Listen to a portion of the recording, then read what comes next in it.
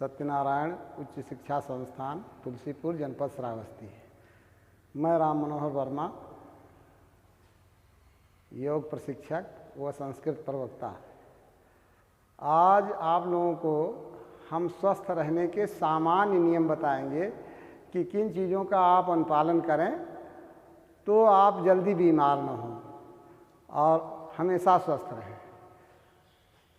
तो स्वस्थ और निरोग रहने के लिए मुख्य रूप से आपको 5 नियमों का पालन करना होगा।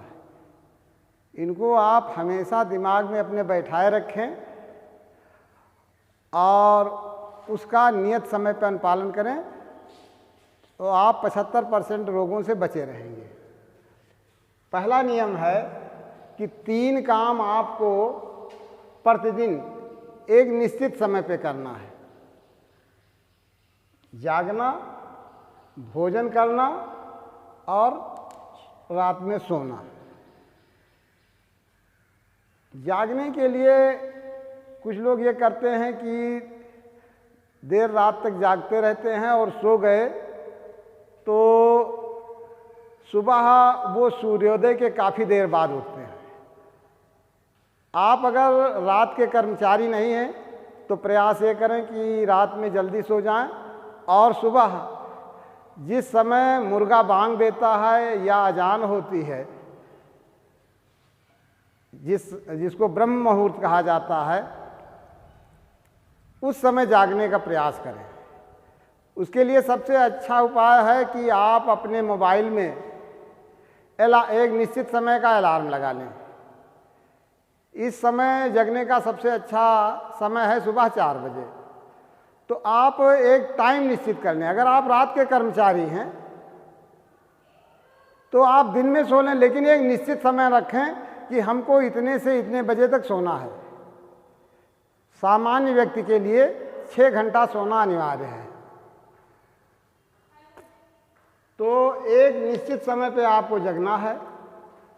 दूसरा है, निश्चित समय पे आपको भोजन भी करना है। अक्सर ये देखा जाता है कि ज़्यादातर लोगों के भोजन करने का कोई समय निश्चित नहीं है। जल्दबाजी में है, सुबह 8 बजे ही भोजन कर लिया, घर पे है, किसी दिन 12 बजे कर लिया, किसी दिन 2 बजे कर लिया। आप अपने भोजन करने का एक समय निश्चित कर लीजिए कि हमको सुबह इतने बजे भोजन करना है। ये दूसरा बिंदु हो गया। तीसरा बिंदु है सोना। प्रयास आप ये करें कि रात में जितनी जल्दी हो सके आप सो जाएं। अगर आप 4 बजे सुबह जगने का समय निर्धारित करते हैं तो 10 बजे के आसपास आप अपने सोने का समय निर्धारित कर लीजिए। 6 घंटा आपका सोना भी अनिवार्य है। न्यूनतम 6 घंटा, अधिकतम 8 घंटे। इससे ज़्यादा सोए ना, लेकिन 6 घंटे स्वास्थ्य के लिए पर्याप्त है। ये पहला पॉइंट हो गया कि 3 काम आपको निश्चित समय पे करने हैं: जागने का, भोजन करने का और सोने का। 3 पेय पदार्थ आपको रोज पीना भी है। यदि आप स्वस्थ रहना चाहते हैं तो 3 चीज़ें रोज पीना है। सुबह खाली पेट पानी। अभी हम आपको डिटेल में बता देंगे कि पानी किसको किस तरीके से पीना है।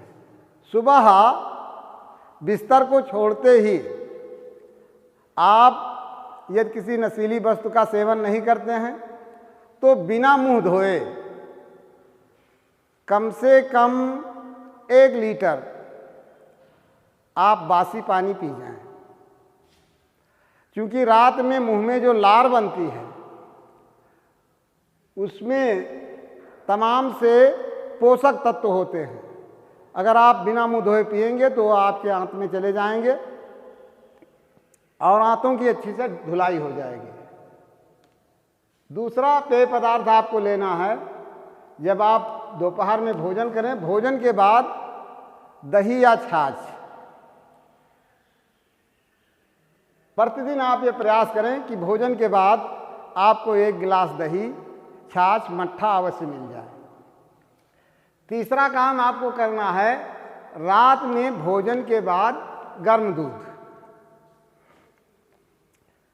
देखिए, दूध दुनिया में एक ऐसी चीज़ है कि जिसमें नमक को छोड़ करके बाकी हर पोषक तत्व पाया जाता है। इसलिए प्रयास करें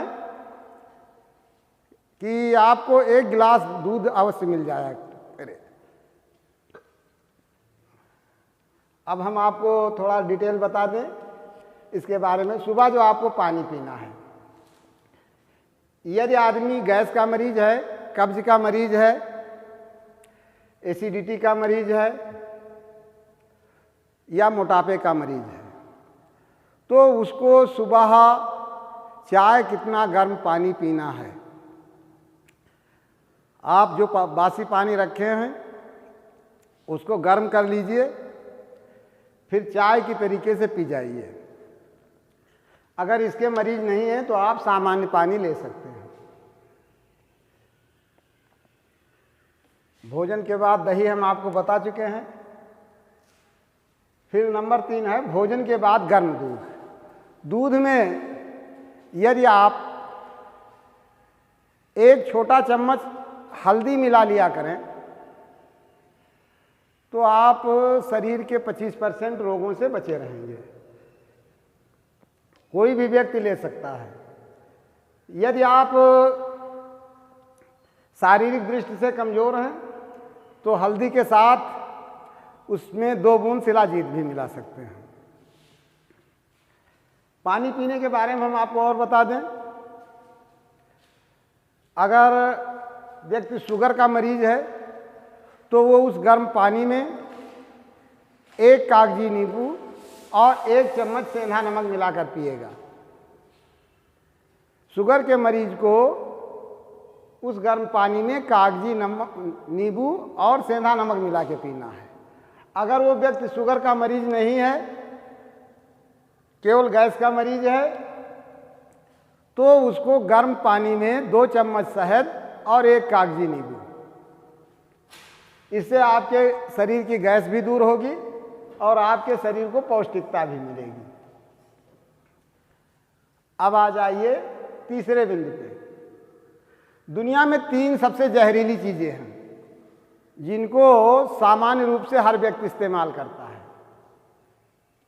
सफ़ेद नमक जो समुद्र से निकाला जाता है, जिसे समुद्री नमक भी कहते हैं। सफ़ेद चीनी हर घर में इस्तेमाल होती है, और मैदा। ये तीनों चीज़ें जहर हैं, और यदि आप स्वस्थ रहना चाहते हैं तो इन तीनों चीज़ों का प्रयोग बंद कर दें। ना बंद कर पावें तो इसका कम से कम न्यूनतम प्रयोग करें। हम आपको इसका उपाय बताते हैं। सफ़ेद नमक की जगह पे आप सेंधा नमक, जिसको पहाड़ी नमक भी कहते हैं, सेंधा नमक या काला नमक का इस्तेमाल करें। ये आपके स्वास्थ्य को बहुत कम नुकसान पहुंचाएगा। चीनी जो आप खाते हैं, जब शुगर खाते हैं तो शुगर होगी अवश्य। प्रयास ये करें कि चीनी को छोड़ दें। चीनी की जगह पे देसी गुड़, बहुत ज़्यादा चमकीला गुड़ ना हो जिसमें तमाम केमिकल डाल के, एसिड डाल के उसको बिल्कुल सफ़ेद कर दिया जाता है, देखने में बहुत अच्छा लगता है, वो नहीं। आप मटमैला गुड़ ही खरीदिए, शुद्ध देसी गुड़। और अगर चीनी के रूप में चाहते हैं तो पहले जो छोटी मिलों पे चीनी बनती थी, हल्की लाल होती थी, जिसको खाड़ कहते थे, तो वो अगर खाड़ मिल जाए तो खाड़ का इस्तेमाल करें। चीनी आप यथासंभव प्रयास करें कि जहाँ तक हो सके हम प्रयोग नहीं करेंगे। देसी गुड़ इस्तेमाल कीजिए या खाड़ इस्तेमाल कीजिए। खाड़ मिलने में दिक्कत है, लेकिन देसी गुड़ हर जगह मिल जाएगा। तीसरी चीज़ जो आपको छोड़नी है वो मैदा। हर आदमी चिकनी रोटियों के चक्कर में गेहूं को खूब महीन पिसवाता है, फिर उसको महीन चलनी से उसका सारा चोकर निकाल देता है। नतीजा ये हो जाता है कि वो इतना चिकना हो जाता है कि रोटी खाने के बाद वो आपकी आंतों में भी चिपकता है। लिहाजा आप प्रयास करें कि मैदा या मैदे से बनी कोई चीज़ें नहीं खाएंगे। रोटी जो भी खाना है मोटे आटे की खाइए और चोकर सहित खाइए। ऐसा नहीं गेहूं को आप चलवाइए और इसके बाद जो चोकर निकले उसको बुन करके देख लीजिए कि उसमें कोई कंकड़ पत्थर कीड़ा कुछ तो नहीं है, निकाल दीजिए और फिर उसी आटे में मिला लीजिए। तो और उसी आटे में मिला करके रोटी बना करके आप खाएं। रोटी भी आपको ज़्यादा टेस्टफुल लगेगी और डाइजेशन आपका हमेशा ठीक रहेगा। किसी भी अनाज की भूसी या चोकर उसके अंदरूनी तत्वों से बहुत ज़्यादा फायदेमंद होता है, इसलिए हमेशा अनाज को चोकर सहित इस्तेमाल करें। अब चौथा पॉइंट है 3 वनस्पतियां रोज प्रयोग करें। देखिए इन 3 वनस्पतियों में, तीनों प्रकार की वनस्पतियों से हमने एक एक पौधा लिया है। तो लताओं में सबसे अच्छी चीज है गिलोय या अमृता।